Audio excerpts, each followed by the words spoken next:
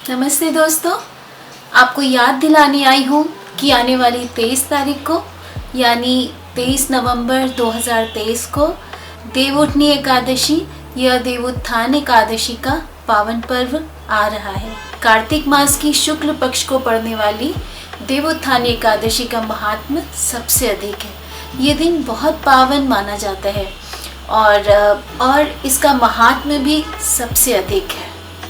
आइए जान लेते हैं नानी माँ की पुस्तक पर्व पूजन में इस देवोत्थान एकादशी के विषय में क्या लिखा है। गंगा स्नान से 5 दिन पूर्व कार्तिक शुक्ल पक्ष एकादशी के दिन देवोत्थानी एकादशी का व्रत किया जाता है।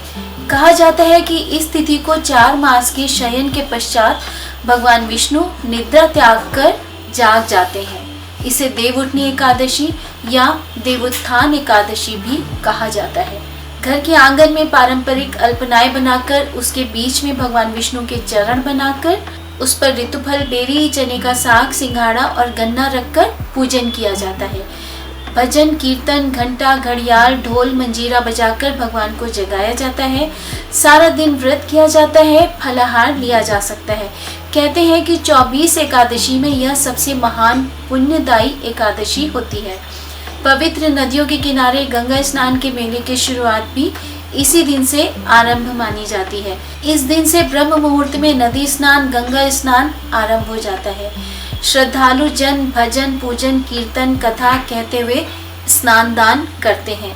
इसी तिथि को शालिग्राम जी से तुलसी का विवाह किसी कन्या की भांति खूब धूमधाम से किया जाता है। भजन, कीर्तन, प्रसाद वितरण का विधान है। उसके 5वें दिन कार्तिक पूर्णिमा को तुलसी जी की विदाई का विधिवत पर्व गंगा स्नान में पूजा अर्चना आरती के साथ मनाया जाता है। तुलसी को विष्णु प्रिया भी कहते हैं। तुलसी एक साधारण सा पौधा होता है, परंतु भारतीयों के लिए गंगा यमुना के समान पवित्र है। पूजा की सामग्री में तुलसी दल आवश्यक समझा जाता है। तुलसी के कारण उसके आसपास की वायु बहुत शुद्ध हो जाती है। तुलसी पूजा करने का बड़ा महात्म्य है। सायंकाल के समय तुलसी के पौधे के पास दीपक जलाकर उनकी आरती की जाती है। इस पुस्तक में जो लिखा है वो सब करना आपके लिए शायद उतना आसान ना हो।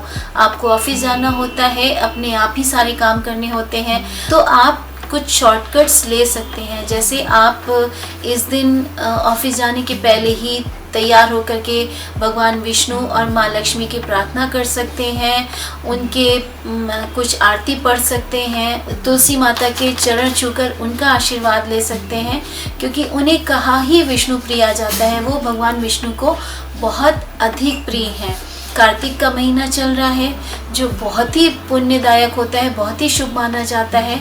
आप इस दिन घर के मुख्य द्वार इस दिन कम से कम 5 या 7 दिए ज़रूर जला दें। अगर और कुछ नहीं कर पाए तो 5 या 7 दियों का प्रकाश ज़रूर अपने घर में कर दें।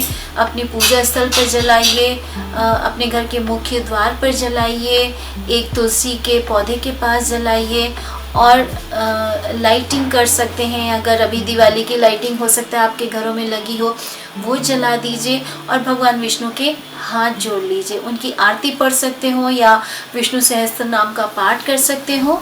ये सब चीज़ें शुभ फल ही देंगी और बहुत पुण्यदायक होती हैं। तो इस तरह से आप कार्तिक मास की देवोत्थानी एकादशी का पर्व छोटे से आसान तरीकों से मना सकते हैं। आइए देवोत्थानी एकादशी की कथा सुन लेते हैं। धर्म ग्रंथों के अनुसार भगवान श्री कृष्ण ने स्वयं इस एकादशी का महात्म्य बताया है और ये कथा सुनाई है कि एक राजा थे जो भगवान में बहुत विश्वास रखते थे और उनके राज्य में ये हाल था कि प्रजा तक एकादशी के दिन फलाहार करती थी, अन्न नहीं खाती थी, न बाजारों में अन्न बिकता था। तो सब कुछ बहुत अच्छा था। तब भगवान विष्णु ने उनकी परीक्षा लेने की सोची और उन्होंने एक सुंदर कन्या का भेष बनाया और जाकर के एक किनारे बैठ गए। जब राजा ने उस सुंदरी कन्या को देखा तो उन्होंने पूछा कि वो उनको क्या दुख है, वो यहाँ क्यों बैठी है। तब सुंदरी ने बताया कि वो बेसहारा हैं, कोई उनका ठौर ठिकाना नहीं है। राजा उस सुंदरी कन्या पर मोहित हो गए। उन्होंने कहा कि तुम मेरे साथ मेरे महल में चलो।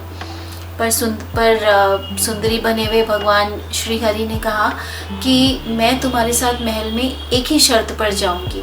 वो शर्त ये है कि जो मैं कहूँगी तुम्हें मेरी सारी बातें माननी पड़ेंगी और जो मैं खाने को कहूँगी वो तुम खाओगे। राजा ने उनकी बात मान ली। जब अगली एकादशी का दिन आया तब सुंदरी ने उस दिन बाजार में अन्न बिकवाया और भोजन में मांसाहार बनवाया।